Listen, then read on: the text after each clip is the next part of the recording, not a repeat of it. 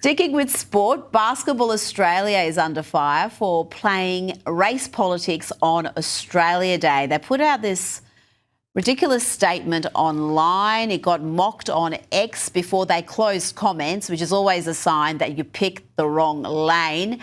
But Dee Dee, I've got to say, they are not alone. Just about every AFL club did the same thing, and the fans' responses were just as scathing. People are so sick of sports clubs playing racial politics, and it's not only divisive, but it's on the wrong side of history. We've had a vote on this. The overwhelming majority of the country wants to celebrate Australia Day on January 26, but these sporting clubs continue to pander to a very loud activist minority.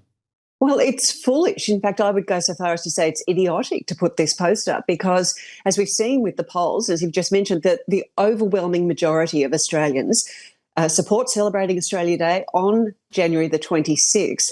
And to post this, you're immediately alienating a large part of your fan base who do not agree with you.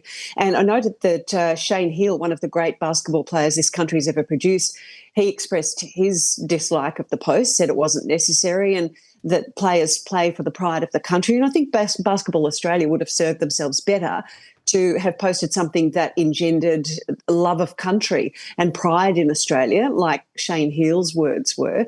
I just think this post was dumb, and they obviously were trying to appear morally superior to the rest of us. Yes, they've got to just have a rethink of that strategy, and that goes for every AFL club, because every year now the backlash towards this sort of activism is getting bigger and bigger. Fans sort of used to ignore it. Now they're speaking up and saying enough. Now let's get to the Beckhams. Nicola Peltz and Brooklyn Beckham have returned served in the PR battle against Brooklyn's family, sharing a romantic video online and declaring their love for each other after Brooklyn's entire family, Mum Victoria, Dad David, as well as their brothers Romeo Cruz, sister Harper, they put on a united front as Victoria was honoured in Paris. They all walked out together. The press were asking them about Brooklyn.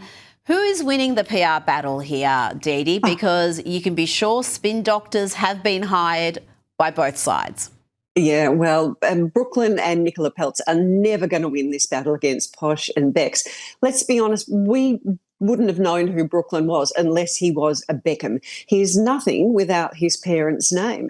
And they have just gone on with business regardless. They've taken this trip to Paris with their other children and their boys' girlfriends, and they've got matching Hermes handbags and luggage. They're living the fine life.